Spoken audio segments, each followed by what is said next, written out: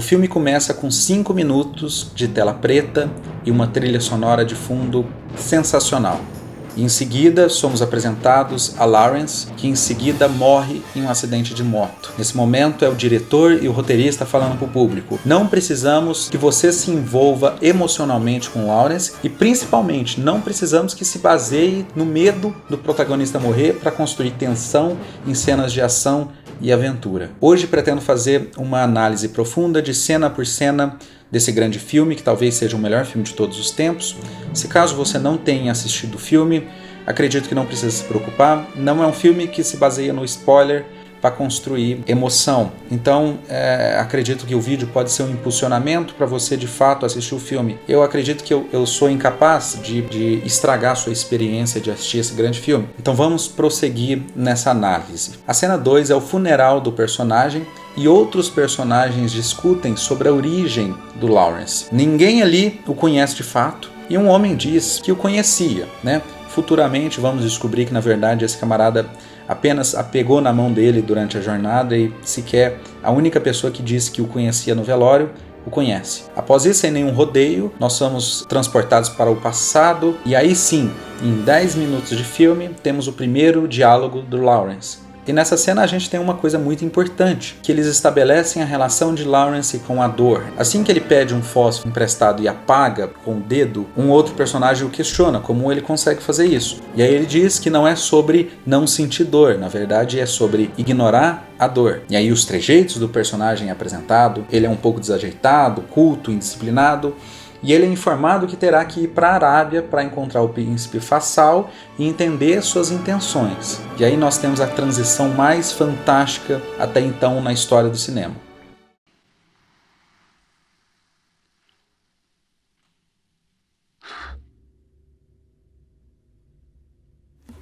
Na década de 50, 60, não era comum as grandes elipses. Não era normal ser transportado de um ponto ao outro de uma forma tão rápida e instantânea.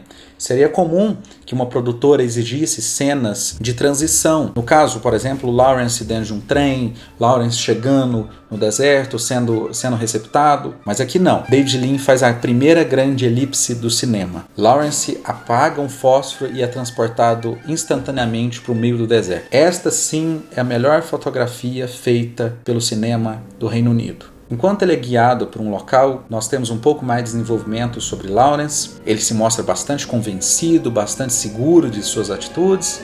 E aí nós temos a célebre cena da miragem. Foi criada uma lente nova só para criar essa sensação de miragem. A captação foi feita apenas essa vez e nunca mais foi usada essa lente. Novamente, algo inédito acontecendo no cinema através desse filme. E essa cena, toda essa sequência se dá ao tempo. Ela leva um total de 8 minutos, é um momento icônico, impecável e irretocável. E nas cenas que seguem, a profundidade de campo exibe o tamanho dessa produção, se trata realmente de um épico.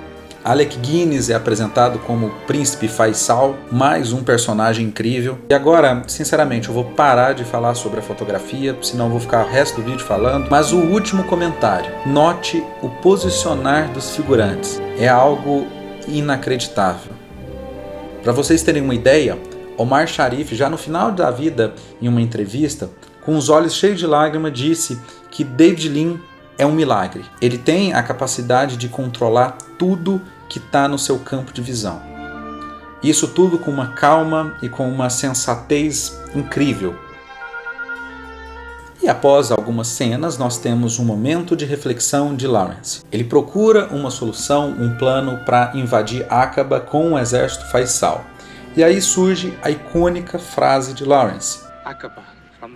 Ou seja, Aqaba pela terra, ou melhor, pela areia, né? Eles precisariam atravessar o deserto de Nefud por terra, o que era praticamente impossível. E nas palavras de um beduíno, o deserto de Nefud é o pior lugar que Deus já construiu. Além do grande trajeto sem nenhuma sombra de água, existe uma parte dela conhecida como a Bigorna do Sol, que é um dos locais mais quentes do mundo. Inclusive, Peter O'Toole teve queimaduras de 3º grau nas gravações das cenas a seguir. Segundo ele, a invasão da cidade de Aqaba seria um sucesso pela improbabilidade de alguém atacar a cidade por terra. Isso faria com que os canhões estivessem posicionados todos para o lado contrário, pelo mar. E ali sim teria um risco real de ataque. E aí eles seguem o plano de Lawrence e saem da cidade com 50 homens, com mais uma série de show visual. Durante todo o filme, teve cerca de 500 pessoas encarregadas a varrer o chão do deserto. Isso para tirar qualquer marca de passagem de equipe ou erro de gravação, para vocês terem ideia do heroísmo que foi essa produção. E aí eles chegam na Bigorna do Sol. Precisariam atravessar durante a noite, e ainda durante a noite nota-se que um dos soldados havia caído do camelo, provavelmente havia dormido, e ele morreria ao amanhecer, porque se perdeu no deserto. E aí o Lawrence resolve voltar, sendo taxado como louco, e um deles diz que não adianta tentar salvar o camarada, porque está escrito. Essa frase é muito importante para o desenvolvimento do filme. Lawrence ignora e volta. E toda a sequência a seguir é praticamente um filme de terror. Toda a construção da cena, da trilha sonora, todos os cortes, isso cria um ambiente de terror praticamente. Inclusive, na locação dessa cena, existe uma informação de bastidor que o termômetro era incapaz de medir a temperatura do ambiente. Mas enfim, ele surge no horizonte, resgatando o sujeito, e assim que ele chega no acampamento, com uma luz natural de fim de tarde, algo incrível, ele é recepcionado como um herói. E aí ele diz pro personagem do Omar Sharif: nada está escrito. Depois disso, ele é respeitado pelos beduínos e então ganha sua famosa túnica branca. O tecido balançando no deserto define a trilha sonora desse filme. É mais um momento inesquecível. E quando parecia que o elenco não podia melhorar, aí surge Zorba. Anthony Quinn sendo Alda Abu Ali. Ficou tão parecido com Alda Abu real que os locais no bastidor do filme ficou tão impressionados e acreditavam que era uma espécie de reencarnação. E assim eles unem força com o exército do Alda, partindo com 10 vezes maior o exército para Aqaba. E aqui tem uma cena muito interessante, que é a aparição das únicas mulheres do filme. E elas sequer estão com o rosto à mostra. Essa situação ela é muito interessante, porque na época era comum um herói do filme ter uma espécie de par romântico. Principalmente no filme de guerra, a mulher ela era sempre colocada como apoio para a bilheteria, porque de uma forma ou de outra, o apelo com o público de um par romântico vende. Essa é a verdade. Mas aqui não. Lawrence nunca se envolveu com mulher, não existe registro disso, e no local onde eles estão, a mulher é realmente muito reprimida. Não faria sentido ter alguma mulher dentro do exército dos beduínos, por exemplo. Então é uma escolha corajosa do roteiro e da produção que deixa ainda mais esse filme rico em informação histórica. Aí nós chegamos a uma noite antes do ataque de Aqaba. Nessa cena, um dos soldados do exército de Lawrence mata um do exército do Alda e ele exige que esse homem seja sacrificado. Lawrence ele vai para sacrificar esse homem para manter a paz entre o grupo, mas ao chegar no local ele descobre que se trata do homem que ele salvou na Bigorna do Sol. O que os locais disseram que a morte dele estava escrita e ele negou. E aqui a gente tem o primeiro baque para Lawrence. Ele realmente começa a questionar sua crença sobre o destino e realmente sua expressão diz tudo. E aí a gente chega no grande ataque a Aqaba. Uma cidade inteira foi construída para essa cena, além de cerca de 1000 figurantes. E aí a gente tem uma curiosidade inacreditável nesse momento. Lawrence, quando ele está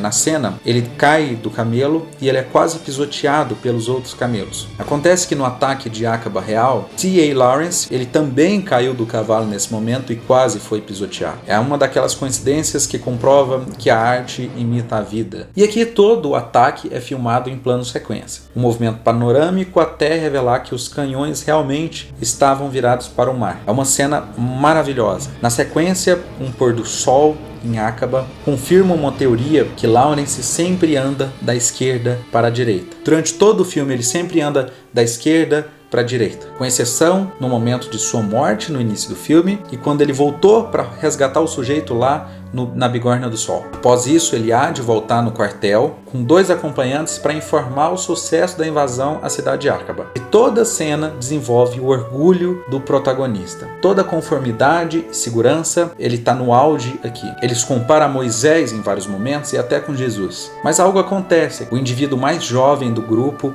cai numa espécie de areia movediça. Lawrence não consegue o salvar e ao chegar no quartel, ele descobre que está abandonado. E aqui ele se quebra pela segunda vez. E como último suspiro, ele encontra uma estrada e é resgatado. E aqui ele revela uma coisa muito importante. Ele diz que sentiu prazer em matar, e note a diferença de sua expressão e postura desde o começo do filme. É a maior interpretação de 1962. Depois disso, ele volta para o deserto e se envolve novamente com a revolta árabe, liderando sabotagem a trens, e com isso mais uma boa curiosidade. Durante uma gravação de roubo a trem, o grupo de David Lean encontrou resquícios da sabotagem real. Então é o que eu digo, a qualidade documental desse filme é inacreditável. Enfim, na cena de ataque ao trem, Lawrence é baleado e ao sobreviver e notar que ele conseguiu ignorar a dor da bala, temos o pico do ego de Lawrence. É o momento que ele está mais forte e mais convencido. Ele se sente praticamente um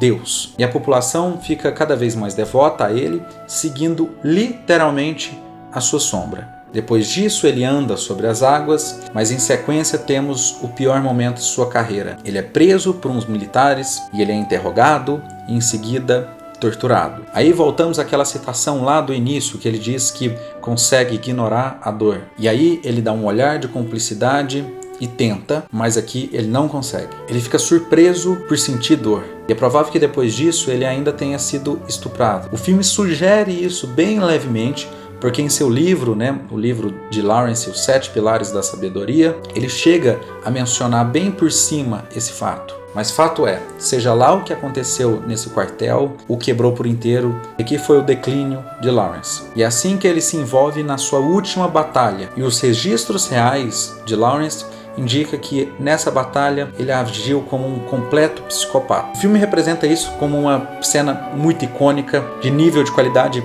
impecável. Nesse momento, ele decide ir embora. E aí o filme fecha com Lawrence indo embora, até que uma moto igual a que ele adquire futuramente passa por ele. Lawrence da Arábia termina dessa forma, o maior clássico de todos os tempos, um filme grandioso. O que aconteceu aqui nunca mais vai acontecer na história do cinema. Na descrição eu vou deixar algumas informações extras, alguns links sobre conteúdo de entrevistas com Omar Sharif, com Peter O'Toole e também o link para adquirir o Blu-ray. O Lawrence da Arábia foi prensado em Blu-ray em 2013 e está com um preço bem bacana. Eu vou deixar o link na descrição. A análise foi essa, foi o mais resumido que eu consegui fazer. Espero que eu tenha, se caso você não conheça o filme, dado inspiração para assistir essa grande obra. Se puder deixar um comentário, se inscrever no canal, vai ser bem legal. Então é isso, até o próximo, tchau!